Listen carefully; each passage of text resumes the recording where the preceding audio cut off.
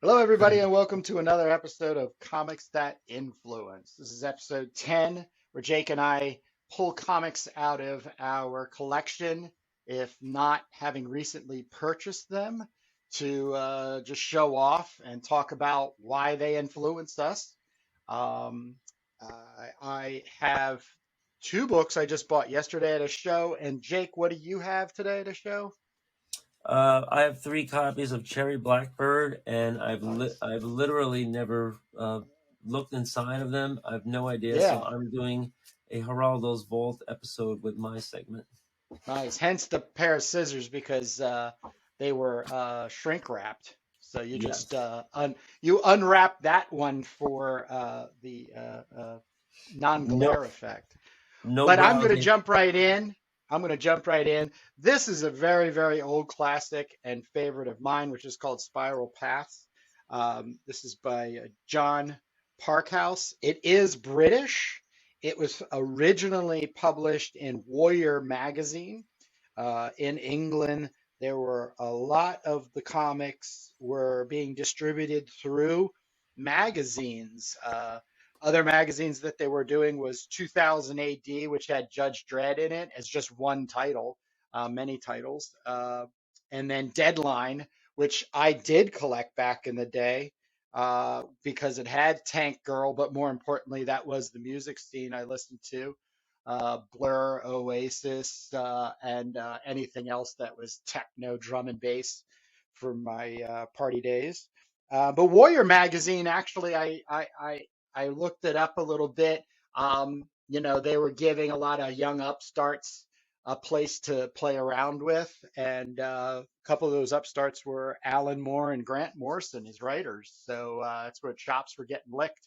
But Spiral Path, I have mentioned often in our making of Turbo Pit Fighter that I'm a sword and sorcery guy. I really kind of lean heavy into that. Conan is obviously one place, but anything that goes along with that. I had come across some of the original Warrior magazines that had this story in it, which was I think about four issues, and it was a black and white magazine. But the thing about it is, it's just really, really done well uh, for the story and the art. It leans completely into what makes me happy. This version, which comes from Eclipse Comics, was colored.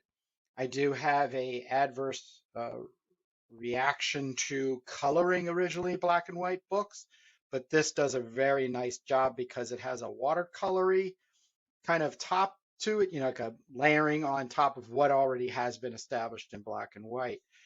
It's when the computer generated coloring comes in that I get very, very worried for the integrity of how the book was originally made. Um, but this story is uh, sword and sorcery is just really of four components. You have a hero with a sword, you have a damsel in distress, you have a wizard or some sort of magical being, be it male or female, sorceress, enchantress, and then you end up with some sort of monster, demon, terror that must be slayed, dragon, in order for there to be a kind of conclusion. This story uh, I have come back to many, many times. It has also a Tim Truman feel to it. He's done a lot of work in that genre as well, um, but it doesn't hold, I think, to the stereotype of Conan the Barbarian. Not only comics, but then the movies that all get. It leans into like England's past uh, in having uh, you know, let's say of the natives, the people who were there originally in England, but like an American Indian. So they're playing with a lot of things. Obviously, since it was a magazine format, and then they're coming back into comic, they sort of felt like they had to keep this, which kind of bugs me. Every time you go through the page to kind of fill out and black out the white Yeah, above and below. But right. you'll see already, here the coloring is being effectively used. You got an outside green and blue, but then we start getting into something like nighttime and then inside. Yeah, Um, when people are doing that, they could, you could also just horizontally stretch your art like 10, 15%, but without people really noticing. it's a good point. It's a good Yeah. point. Um, so, art wise, once again, Tim Truman, big Scout fan. Um, uh, he's done so much, but also John Buscema, uh, he comes in at times. So John Parkhouse, who's really, I think, putting all of his love in here, ends up working with John Bolton on Black Knight, I think, for the UK Marvel. Um, so this is great. This is also being reprinted in 1986. I forget when it was originally. Let's see when it was originally published. They're not putting it in there, so that's all right. But it would be pre 1986. But So this, really, just a very well rendered, beautiful art, black and white from original, tinted in color. Only 2 issues. Um, I think this is a really good find. I got this at a Comic Con here locally called Galacticon, and I was very fortunate to be in line behind a family because that family included me because it cost $20 for 6 members of a family. So I made the 6 family members, so I got in for nothing. So that was so they some money they to save told on you some you could come comics. in.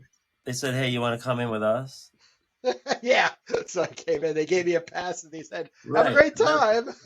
So Right. thank you That's very much, family. the comic family. Um, Yes, very, very, very, very nice. so can you go back? Can you go back where that one page was a little montagey? Oh Um, yes, yeah. Well, that was between. So like I said, it yeah. was in 4 issues of Warrior. So this would have been the end of one issue. Then it goes into issue 2 of the Warriors, which would be the second half. So I noticed that the style is very kind of straightforward and realistic. I say that in a good way. For anybody listening, get your flora down, right? That's like all of your like attendant plants and backgrounds and shrubs and trees and bushes. But here we see like some like twisty branches, and this is really the only examples I see where they're getting a little more creative with the layouts.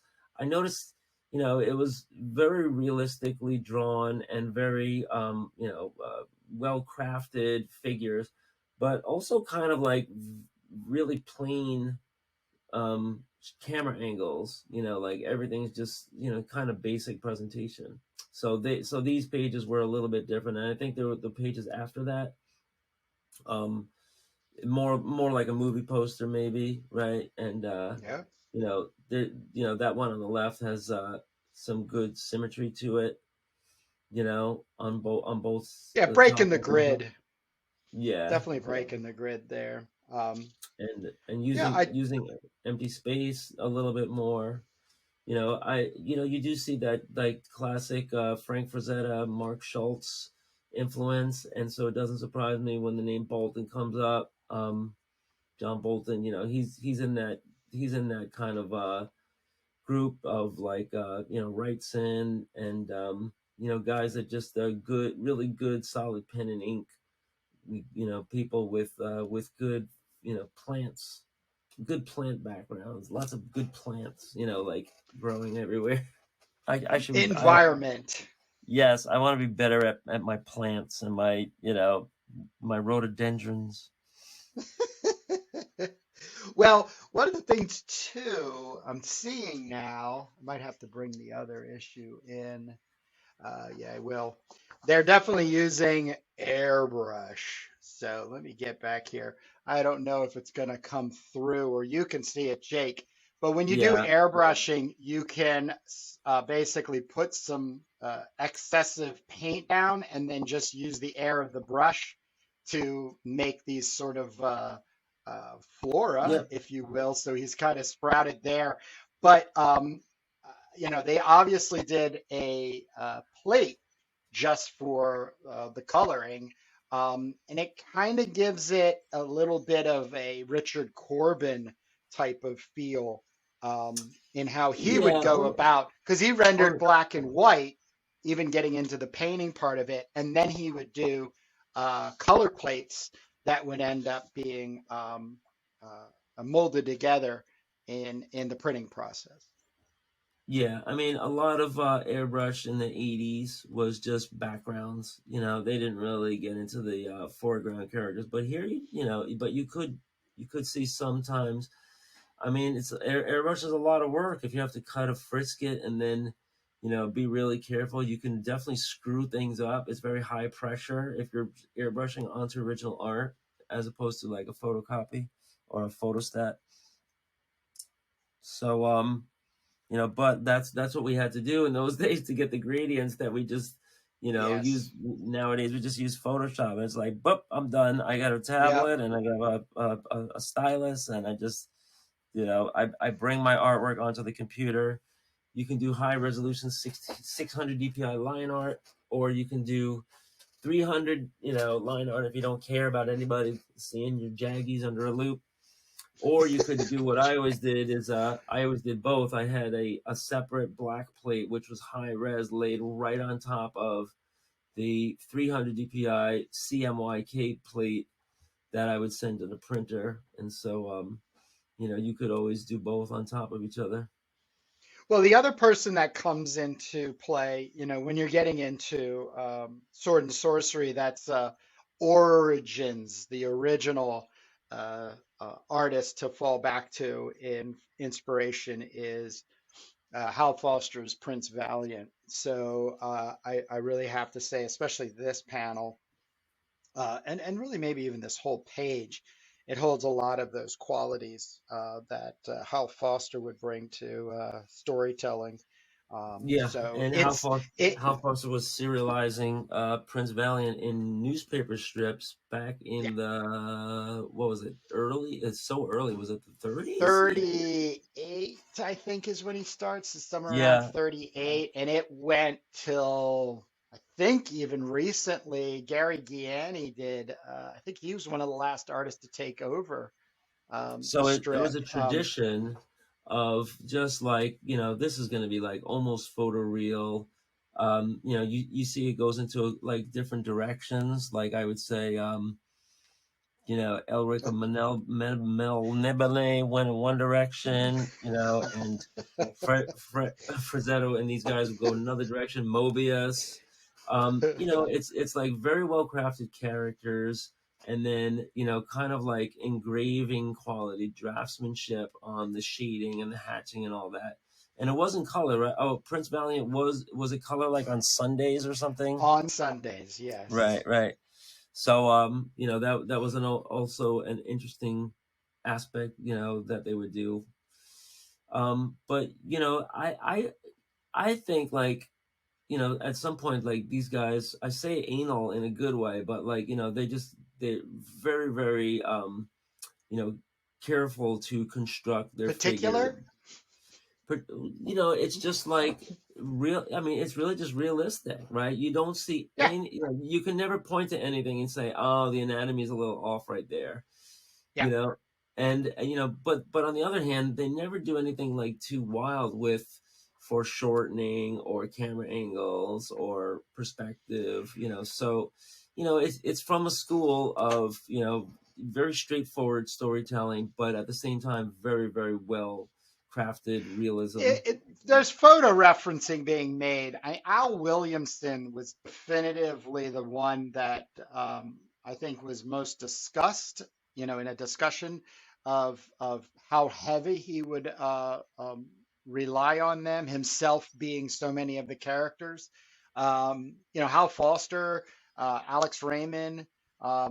It's the moment that you could financially feasibly use photographing models to basically get the establishment of the figure, the anatomy, the position, all that stuff. Why not? You're hiring models and going from there. But there is, in a fantasy world, whether it's medieval based or sci-fi based, then a departure point has to happen. In other words, the reference has got to go away, and it leaves something of an anatomical correctness. But a lot of fudging does have to come in for the character and the outfits being built upon it. But even maybe even jangling the anatomy itself to make it not look so flat, as Yeah. photographs have a tendency to do and stuff. But yeah, so this was a really nice find to bring back into my collections. Here's Stout. This is a Tim Truman, one of the originals when it comes down to it. But this was a really nice find at my local, if I can call it. This is down in Middletown, Delaware, called Galacticon. But I Uh-huh. was able to pick up a couple of other books, some nice, sweet ones I wanted to tease you and our viewers for future episodes of Comics That Influence. I got a issue number 1 of Elf Lord. Okay.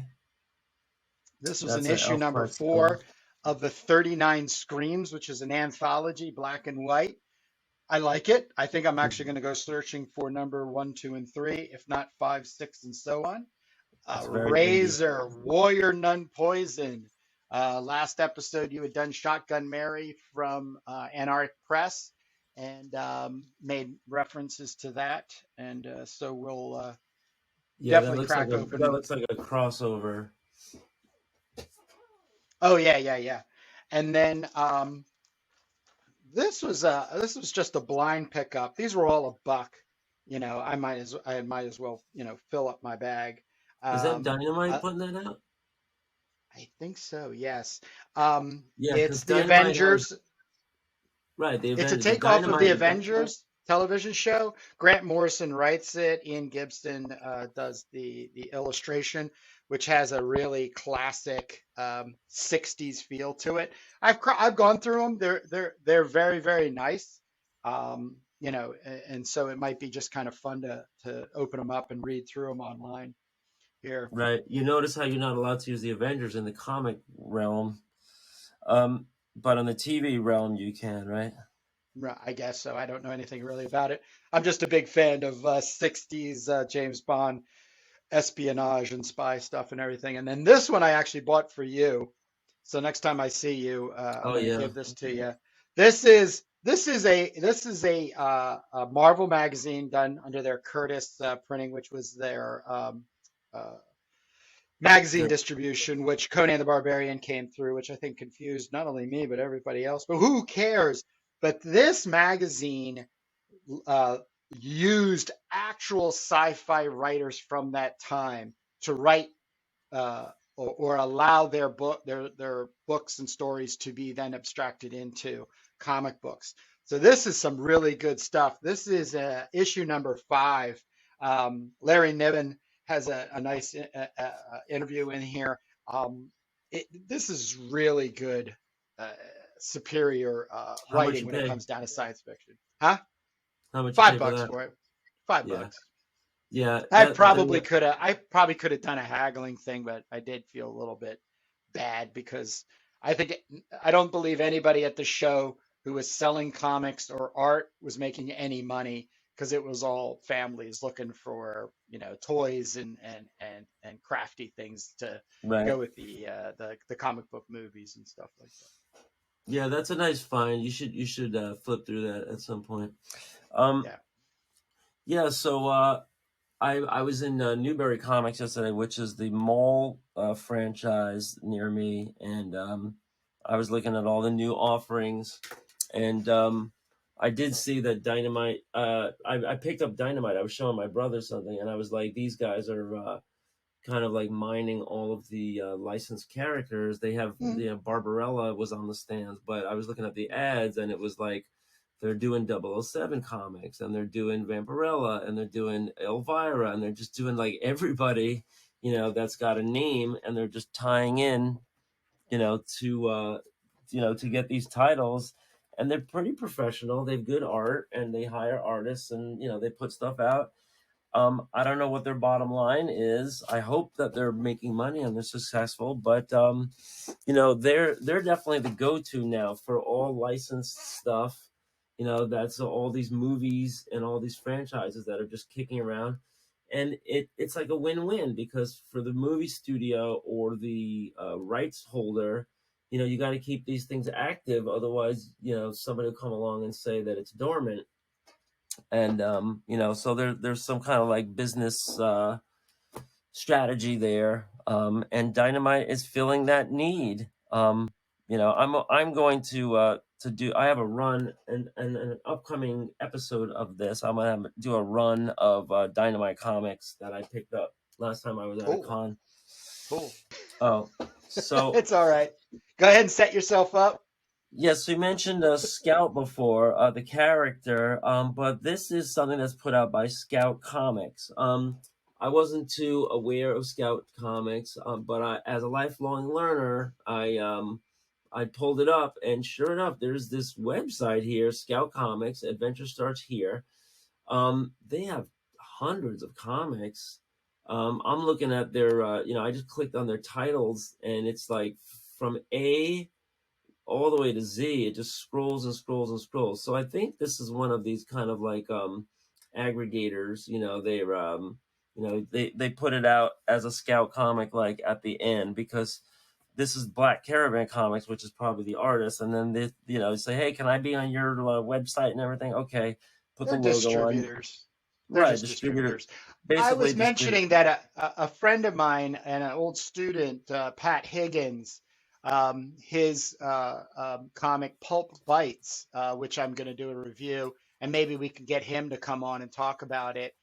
He's on Scout Comics, so he'll be able to share how it goes. Because what little Right. he shared in the situation we were in at an art gallery, he was just starting out, so he was figuring how things went. So, but I actually am on their list to get notifications on new stuff. I think they do carry some interesting things, but I'm really more interested in the value that they bring to comics, if Yeah, I any. mean, it's a lot of browsing. I don't know if you want to maybe put in like a screenshot of the website, but it's a lot of browsing. Yeah. Every title is just like a little icon, a little like square. And so this is something that I picked up last year when I was at a con, and you can see they're still in the baggie. I never heard of it before, and I said it looks interesting. Let me take a shot. And so, at great risk right now, I'm looking at them for the first time to see if, in fact, they influence me. It looks like I have number 2, number 4, and number 5 here. And Drop them I love down. Drop them down. Drop them down. yes, Like I love Joan get in Jett. camera view. Yeah, so maybe this looks a little bit like Joan Jett here. It looks like there's something to do with rock and roll. So let's dig in. And so I'm missing issue 1, but let's see what Joseph Schmalke is up to with this Cherry Blackbird. It all seems nice and fine. Now let's see what's going on here. And it also says 18 plus mature content. So This is the first time you're seeing this. Never looked at this before. I literally just ripped open the bag. You told me to rip open the bag because it was making a blur. It was making like the glare. The glare problem. Yeah. So I'm breaking this out, and I gotta say, really nice matte paper here. A good quality paper inside and out. On the inside it's glossy. On the outside it's matte. You don't usually see that. I love this matte paper. We might go for this matte paper here. So this is issue number 2. They call it track 2. So Dirt Star, and I guess like all of these issues are like tracks on an album. Let's see. I'm gonna try to avoid the glare here. So writing and art by Joseph Schmalke. Edits by Sean French. Lettering, there's a guy doing the lettering, and then additional colors. So there's a mini team. Scout Comics and Entertainment is all listed here on the indicia. And let's see, Countdown to Damnation. So here's some storytelling, and the lady gets abducted. Looking at this interior art, and it looks decidedly hand-drawn, right? Like, by that I mean, like, not photo referenced or anything, right? So she's encountering this creature guy, and they get into a fight here right off the bat.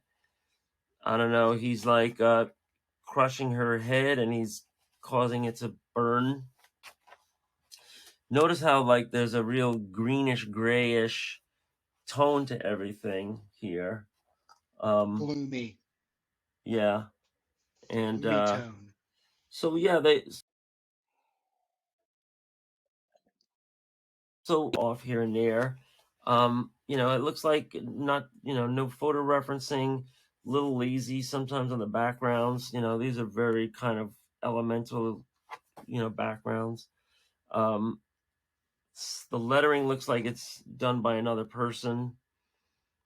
Here the guy Theater, gets right? hit by a car, so the story is advancing now. And then she says, "Holy shit, Cherry Blackbird, who are you?" So there's a goat inside the limo. You look like a fucking goat. She gets in the car. They're talking about the Hessian is a Nazi warlock. Sounds like a real douchebag. You have no idea. So that's a little taste of the of the dialogue. Here's what I call a lot of standing around. They're supposedly advancing the story, but the word balloons could have all fit into every word balloon on both of these pages could have fit into like a half a page. So now we're getting into some KKK stuff. It might be a good thing that they're doing these like kind of like black streaks and smears. They look a little arbitrary in some places, but maybe that's the style. I'm trying not to be Yeah, look judgy. more like dirt. Look more like dirt than Right, right. folds I'm and trying not to be judgy cloth. because Kirby would always put, he's like, well, I want to have, black and white balance, so I'm going to put in black. And it had nothing to do with reality, but it was also stylish, and it wasn't just like, dirt. So I guess Cherry Blackbird has gone undercover here in the KKK with the rebel flags here and stuff. And they're just standing around posturing, and then finally some action here, and she's gonna put her fist through this guy's mouth, and see some speed lines here. All right, so you're getting the sense of what Cherry Blackbird art is all about here. She's putting her fist through his mouth, and it's not hardly even splattering that far. Well, can I just jump in real quick? Because Yeah, go one ahead. of the things we're constantly critical of in modern comics right now, and you're seeing it, if you can just hold this page right here, there's no Yeah, background. There's there's no no back. other than that counterfeit Confederate flag. Right. There's nothing keeping you in a place. So it's just dragging or throwing or pushing you through the scene. Any kind of like abstract shapes, I think, are always a bonus. If not, if the inker's responsibility is to add to the storytelling that the penciler has established, that would be something that I would say, hey, step it up, buddy or gal or who, that Right. type I of mean, thing. But I, here you can see this is saying, this whole spread. There's no background, just this kind of like drab green thing. And where there is some backgrounds here, it's literally just like I scratchy like the lines. inking. I like everything up to this point, other than I don't like the coloring at all. That's just my own stand in and against comics as it is.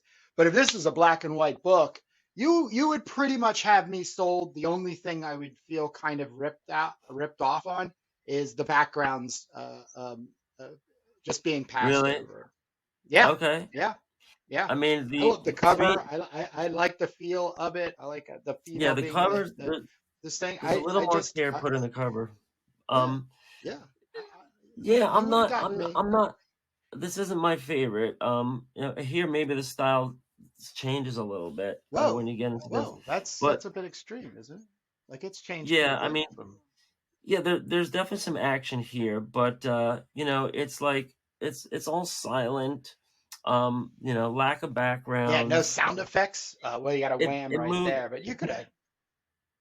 moving kind of slow, right? I mean, they're the only people in the scene here. There's nothing here. I mean, and then this is really kind of just like cop out backgrounds here. This is like scratchiness to me. Yeah, Here we're getting into maybe a different style. So sometimes you don't know if like there's a different person assisting Schmalke on this, or if he just got like yeah, maybe a little more energy, just a little more background. So he's doing the bricks here.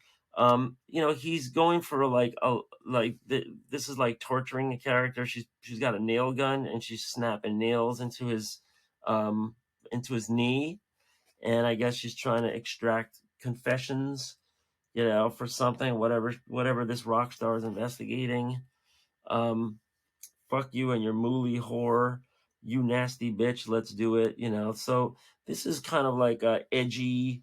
Um, it's not adults. I wouldn't say adults only, but it's kind of violent and definitely mature. Um, they're getting into it's like, indie. I It mean, holds that indie vibe. I I keep mean, this getting is kind of a Crows, a James O'Barr Crow feel, but once again, James O'Barr really over embellished each Yeah, well, panel. look at the budget on this. You got high, quality paper. You got coloring. You have a letterer, on this. So, there's definitely a lot invested into this. And the fact that this is in the discount boxes, that's not usually a good sign. Um, Here, it seems like they know how a leather jacket is supposed to look, but they didn't spend the time really like refining this. They don't care if they go out of the lines. They didn't get those nice Charles Burns points on anything. And it looks like this torture scene has just gone on and on. 1, 2, 3, 4, 5, 6, 7, 8, 9 pages. Then now they're gonna take out the guy's teeth. They already shot nails into his knee. I mean, enough's enough of it. Oh, here we go. With still more, and now they ripped off the guy's head. We're going back to this kind of like different style. It looks like he has ebbs and flows on his how much time he's spending on it, and then finally you get to this last page here, and so I guess I got a good idea. You know the dialogue is really dicey and edgy. Here's somebody puking into the toilet bowl. The subject matter is really edgy, so they're plugging number 3, Me Gusta Cocaine. Um, and it's like a nice concert poster, on the Yep. front, but the comics aren't grabbing me. So let's see the issue number 5 here, and again, I like the cover. You see some of these characters here. I like the cover stock. We're going right back to the same palette. Um, you know, Same characters, same lettering. You know, pretty much on the dark side in a lot of ways. And let's just go through the action here and see if we really find anything here that catches our fancy. You have some fictional bands up on the board, and here's some conflicts. People, this is a daughter getting abused by her mom. Get on the bed. Can you smell it? He's here tonight. We will fulfill your destiny. What's wrong with you? This guy is like cutting himself. He's disrobing. Looks like they're gonna sacrifice her. He's naked. There's a fly there, and I don't know. The fly is making the choice. All of a sudden, she grabs the knife and I she does really it. want to say I would buy this comic if it was not colored. Right, but there's not that much on the page anyway. Um, I think right? it still leads you along in an exploitive movie kind of way. You know what I mean? Like it's still falling into what you and I are trying to accomplish ourselves. And as you said, just like ourselves, you only have so much time to devote if you're not, independently wealthy and able to just devote all of your time. So once again, you got work and family and you got to take time Yeah, off, but then if you're going to spend your time doing it while making a comic, how much time is it? We only have Sundays right now, so right. I Yeah, but I I'd rather have an 8-page comic, that has better quality on it. I mean, you're putting something out with yeah. your name on it. I don't know. I mean, I understand, that there's a million compromises. The I work-life wonder if he balance put has out to the work. original series in just black and white, and then to be picked up by Scout Comics, they demanded that they would only do it if he colored it. Yeah, I mean, it is a plus to have, like, say, like, hey man, I got 28 pages here all laid out. We One, could have had two, the whole three, series four, done, and they would have been like, "Yeah, sure, color it, and we'll package it for you." 11, 12, 13, 14, 15, 16, 17, Because 18, Scout only 19, does 20. issue one, and then everything goes to trade paperback. So I don't know quite how that works, but it's pretty evident for all the newest titles that you're seeing it that way. Other than I don't know if there's I don't know. Uh, I don't at this point I don't know much about them, but from what little I'm getting more. Yeah, you might be right that this was compiled later and came out later, because here he is plugging another title, The Infernal Yeah, Pact, and this is because he also might be somebody Satanic we should sit down with. Sex, I Drugs, think. Damnation. Yeah, Yeah. maybe. So let's just this is the last one I have. Finish it Track, off. right. So this is track 4. I guess I went out of sequence. It's okay. And more of the same, where you got this guy here. He's got like a skull shirt on. He's got like a skeleton shirt on. So now we got some naked chicks. Is that Cherry Blackbird? She's I nude think and she's so. beating the guy up. And Yeah. yeah, I mean, really crude, and that, really crude on the style. We were just talking about your guy, and how realistic everything was, and Yeah, how Parkhouse. Yeah. like photographic realism here. So we're going for a different thing here, which is, again, I'm not judging. I know, like, there's a million different styles, from cartoony to representational to, caricatures, and I now think we the get. thing that's killing comic books, is coloring.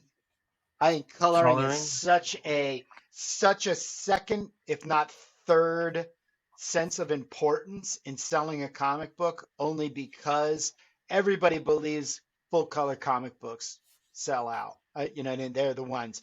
But the thing about it is the number one thing that sells a comic, number one thing, is the art. And if that art is tight, like Alfredo Kala and John Buscema on a Conan, you can't deny it. You can't deny that work. It's like George Perez. If you just pre-printed all his stuff in black and white, um, it's a win-win situation. Here, this is a win and then a lose because the coloring is not doing anything to accentuate what the black and white. For the time that was taken to color the book, if they just spent the time embellishing the more black and white in value, it'd be a solid book, like Black Hole, Charles Burns. He's not going color. Right. Nobody's telling him, "Oh, if you Well, if you colorize your comics, we could sell them better." Really, really? right. Don't Look at think so, this. man. Look at this. That's great. That's great. This is just a hint of color. Like, he would have been better off It's maybe one doing it color like this. other than the color of the paper. Yeah.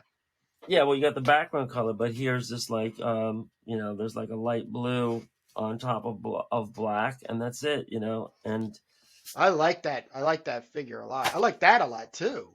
The back. yeah, Can, I can I mean, see the the all of back? these covers have spot color, instead of It's great. the 4-color process, right? This It's is great. a green background, a pink background, and a blue. So this was black, blue, pink, and So here's the green. question for coloring. That's what I want to know. I'm not holding the coloring to Joseph here.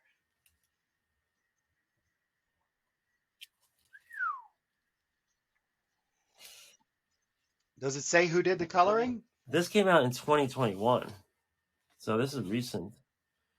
And it doesn't have. No, in this number 2, it says additional colors by Alyssa Slobodzian. But otherwise, it just says, art, writing, and art, Joseph Schmalke. So it looks like he did his own coloring on that, and the letter they had, this other person doing the lettering. So I'm not sure how it all. Yep, not sure how it all works, but I gotta say, the on the plus side, definitely moving a story along, has a set of characters and a storyline. They're doing some gritty stuff. Reminds me of like Pulp Fiction and that kind of sensibility. But I think I got these in the dollar box or cheap enough. So I took a shot on it, and now I know what Cherry Blackbird's all about, and got it. That's what comic books should be. It's taking those chances. Having a little explosion. Because all those chances taken, basically puts money in the artist's pocket, and if they listen to feedback or they get that feedback, then of course they'll amp their game up, and that's really all we're doing right here is putting ourselves out there. But we're also talking about the books that are influencing us. So yeah, it's always fun to crack open some indies and see what's going on in there. Especially a run like this where they put out like 4, 5, 6, 7, 8 issues. I'm not sure how many they got to, but well, let's see. I think there might have been another series because I see a different style here. And Cherry Blackbird, it's a 1 to 5 set. There's a box set that came out in $59.99, wow. and I guess it's called a title box. I guess you get the whole run in a special box, or you could buy them individually. For number 1 is $6.99, and then all these others are $3.99 or whatever. And you're on the website? Yes, I'm looking at the website because Okay. it's interesting to find out the business of it. Sure, I know that's what secret it's variant cover is selling here for $50. It says glow in the dark cover out of stock. Here's a web store exclusive cover, $15. So yeah, once you have a comic and you want to keep printing it, put a different cover on and keep selling it, over and over the same thing. And as long as it's selling, as long as people are buying, why not? Yeah, they're selling digital copies too for $2.99, and they've got merchandise. You can get the Cherry Blackbird men's high top sneaker for $80.78. How about that? Yeah. And then you. All right. Well, that was a great episode. Camera went out there for a second. I guess we're going to be. Okay, I'm back. You're back? Yeah, I'm here. Can you hear me? Okay, sorry, I just lost your camera there. Yep, nope, you're good. I lost your camera. Sorry, we're just going to close this out, Jake, and yeah, we're going to be doing this every week or every time we get the chance because we do have a lot going. Other books that you think we should be influenced by. Also, I want to start towing in our community tab. I'm putting a lot of direction and focus for, like, let's say, a social media engagement, and it's in our community tab on YouTube, this channel. Polls, questions, just really trying to engage as well as other YouTubers or comic book creators out there. So this is something that I really want to see people, including ourselves, obviously, to help build a community, because that's the other reason we're doing this YouTube channel, making Turbo Pit Fighter. But that's all I got, Jake. We'll let these people get back to reading comics, making them if that's what they do. All right, Kurt. See you next week.